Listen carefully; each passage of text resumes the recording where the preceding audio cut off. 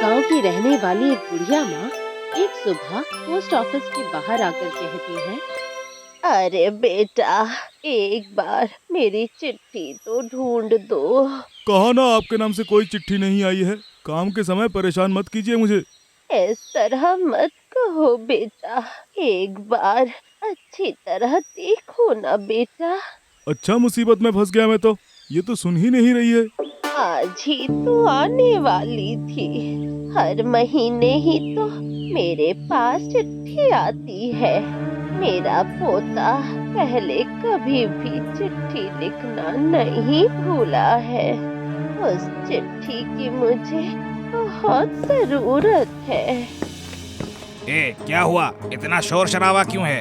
आज आप फिर से आ गई है? देखिए ना सर, मैंने कहा कि उनके नाम से कोई चिट्ठी नहीं है, लेकिन वो मानती ही नहीं है। ये तो बड़ा ही मुसीबत है।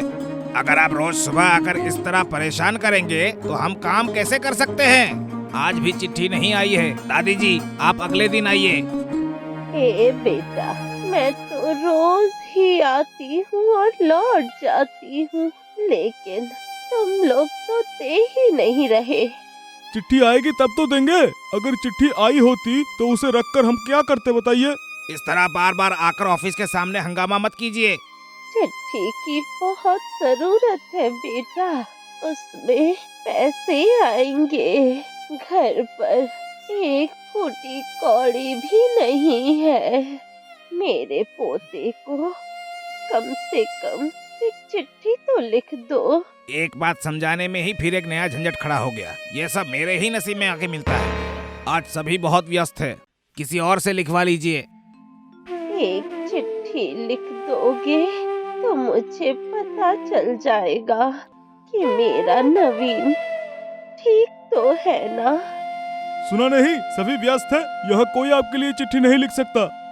ऐसा मत करो बेटा। चौकीदार, बाहर निकालो इनको। ओ दादी जी, अब चलिए यहाँ से। अगले दिन आकर फिर से पूछना यहाँ पर। अरे क्या हुआ? अभी अब जाइए।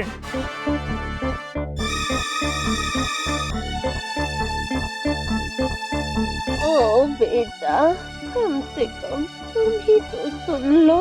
इसीलिए आपको बड़े साहब ने बाहर निकाल दिया।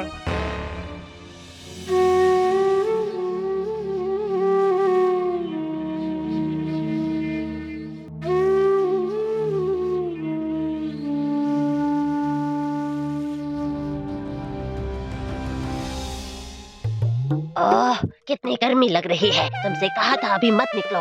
अभी धीमी धीमी रोशनी है। क्या सिर्फ गर्मी ही देखी तूने? हल्का हल्का मीठी मीठी हवा तेरे शरीर में नहीं लग रही है क्या? शाम के समय मुझे कुछ ज्यादा ही अच्छा लगता है। तेरे अच्छा लगने के चक्कर में मैं काली हो जाऊंगी। ठीक है, चल अच्छा सा पेड़ देखकर उसके डाल पर बैठते हैं। दरबान दादी माँ को जहाँ बिठा कर गया था, दादी माँ वहीं बैठी रहती है और बिलख बिलख कर रोती रहती है। फिर शाम हो गई और दादी माँ तब भी उसी पोस्ट ऑफिस के बाहर बैठी रहती है। पोस्ट ऑफिस बंद हो जाता है और घर जाते समय सभी लोग दादी माँ को देखते हैं। फिर पोस्ट मास्टर कहते हैं, ये क्या, आप अभी तक घर नहीं गई है? ऐसे कितनी देर तक बैठी रहोगी? मैं घर जाकर भी क्या करूँगी? मेरी चिट्ठी तो आपने दी ही नहीं। फिर से? छोड़ दीजिए सर, जितनी देर चाहे बैठी रहे। हम लोग घर चलते हैं, शाम भी होने को है। हाँ, चलो। बेटे नवीन, तुझे क्या हो गया है? तू इस लाचार दादी को भूल गया है। तेरे अलावा मेरा कौन ही है? मुझे इस तरह भूल गया है तू। अब मैं कैसे जीऊंगी? ए मोती, देखो नीचे एक बुढ़िया कैसे फूट फूट कर रो रही है। उनकी तकलीफ देखकर मुझे ही रोना आ रहा है। चलो उनसे जाकर पूछते हैं क्या बात है। चल फिर। ओ दादी माँ, आप रो क्यों रही है? आपको रोता देखकर मुझे भी रोना आ रहा है। आपको क्या कष्ट है बताना? मेरा पोता नवीन बिन माँ बाप का लड़का कलकत्ता शहर में काम करके हर महीने चिट्ठी में मुझे पैसे भरकर भेजता था, लेकिन इस बार न कोई चिट्ठी न पैसा, कुछ भी नहीं आया। यूं अचानक मेरे पोते ने चिट्ठी लिखना बंद कर दिया। वो ठीक तो है, इस चिंता में मैं शांत नहीं रह पा रही हूँ। इसलिए कितनी बार यहाँ आकर बोला मैंने कि अच्छी तरह चिट्ठियों को बाज कर देखे या फिर मेरे पोते के नाम से चिट्ठी लिख दे, पर कोई नहीं सुनता। मेरी दादी ने भी मेरे लिए बहुत आंसू बहाए थे। ओह, ये बात है। आपके पोते की खबर लाकर देनी होगी, है ना?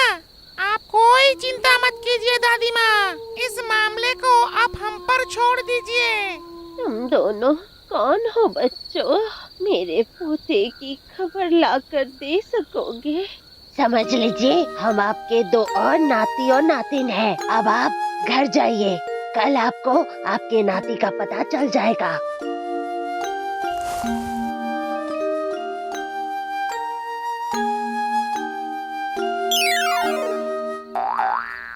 चलो, हम दादी माँ के नाती के पास जाते हैं। रुक जा, पहले भौतिक शक्तियों से देख लेते हैं दादी जी के पोता अभी क्या कर रहे हैं।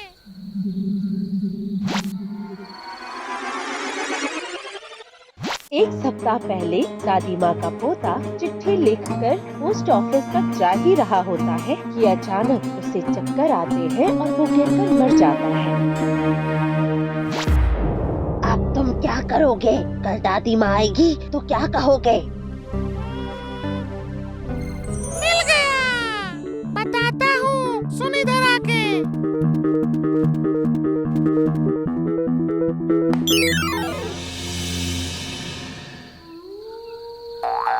ए पोस्ट मास्टर, ऐसा लगा कोई पीछे से आवाज लगाया।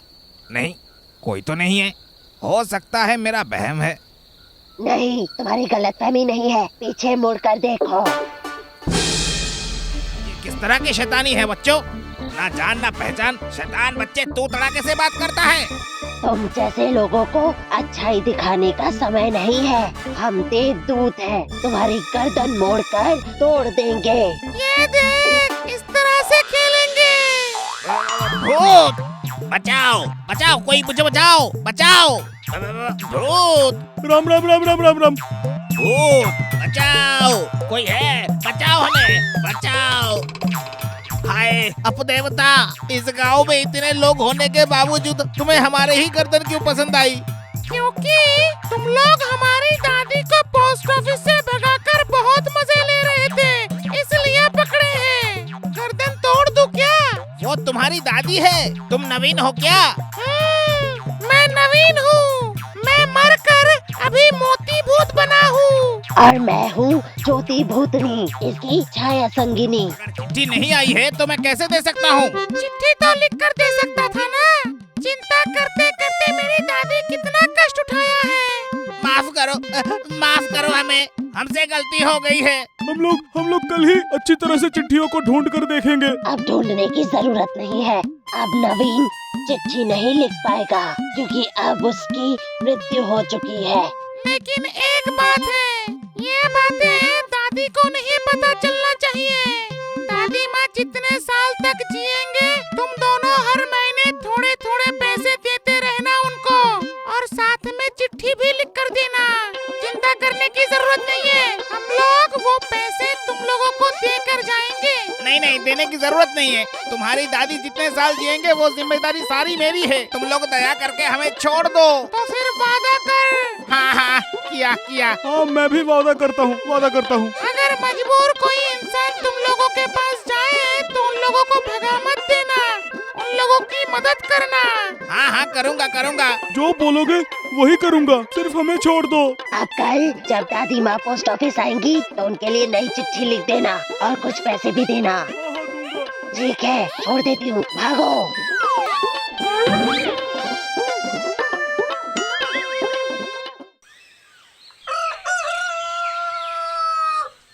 चिट्ठी आई है क्या बेटा? दादी माँ, आपके लिए खुशखबरी है। आइए आइए, आज ही आपके पोते की चिट्ठी के साथ मनी ऑर्डर भी आया हुआ है। ये लीजिए। क्या सच कह रहे हो बेटा? कहाँ कहाँ है तू? ये लीजिए दादी माँ, हो सके तो हमें माफ कर दीजिएगा। ये क्या बात हुई? तुम लोग व्यस्त रहते हो। मैंने वाकई इन कुछ दिनों में बहुत परेशान किया है। नहीं दादी माँ, हम अनजाने में ही आपके साथ बहुत ही बुरा बर्ताव किया है। इस सब के लिए मैं आपसे माफी मांगना चाहता हूँ। खुश रहो बेटा।